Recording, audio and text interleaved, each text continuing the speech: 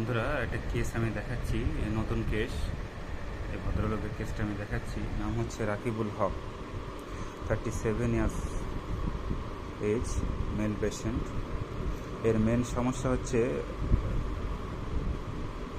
Constipation, পায়খানাটা শক্ত হচ্ছে 1 মাস ধরে, এবং ব্যথা এবং মাঝে মাঝে ব্লিডিং হয়, এবং চারিপাশটা ফেটে ফেটে আছে, অর্থাৎ crack. So diagnosis is anal fisher. Suffering for 1 month, 1 বছর ধরে ও অ্যানাল ফিশারে ভুগছে। তোমার পায়খানাটা, তুমি বললে পায়খানাটা শক্ত হয়, তাই বললে তো? পায়খানাটা শক্ত এবং ব্যথা হয়, ব্লিডিং হয়, মাঝে মধ্যে ফেটে ফেটে আছে। এটাই তোমার মেন সমস্যা, আর কোনো সমস্যা নেই। পায়খানা করার পরে মানে ব্যথাটা মানে 1-2 ঘন্টা মানে অনেকক্ষণ ধরে ব্যথাটা থাকে।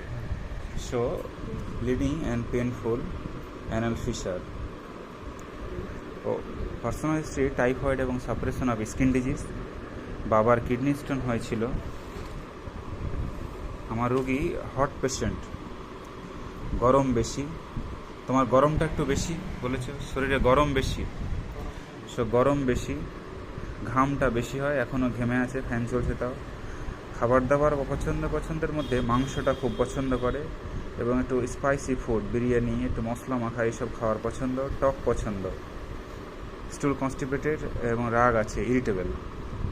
এ হচ্ছে এর সিমটম। বেশি সিমটম নেই, যা সিমটম টোটালিটি আছে আমাকে এর মধ্যে প্রেসক্রিপশন করতে হবে। আমি প্রেসক্রিপশন করতে চাইছি ফ্লুরিক অ্যাসিড। কেন? এরকম অ্যানাল ফিশার এবং সিফিলিটিক ডিস্ট্রাকশন, অর্থাৎ syphilitic background. So fluoric acid is the syphilitic drug, anal fissure is the wonderful action of the anal fissure, fluoric acid. এবং আমি আলাদা করে জিজ্ঞাসা করলাম, এস আর্জ একটু বেশি আছে।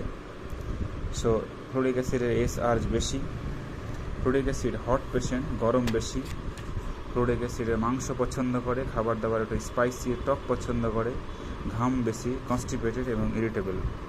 সিমটমের মধ্যে আমি ফ্লুরিক অ্যাসিড দিচ্ছি, এবং কেমন থাকছে আমি পরে দেখাবো বন্ধুরা। তোমার মাংসটা একটু পছন্দ বলেছো, খুব পছন্দ করো, আর খাবার দাবার একটু স্পাইসি, মশলা মাখা, একটু ঝাল ঝাল এইসব পছন্দ করো, একটু মাখা মশলা মাখা পছন্দ, বিরিয়ানি এইসবগুলো পছন্দ করো।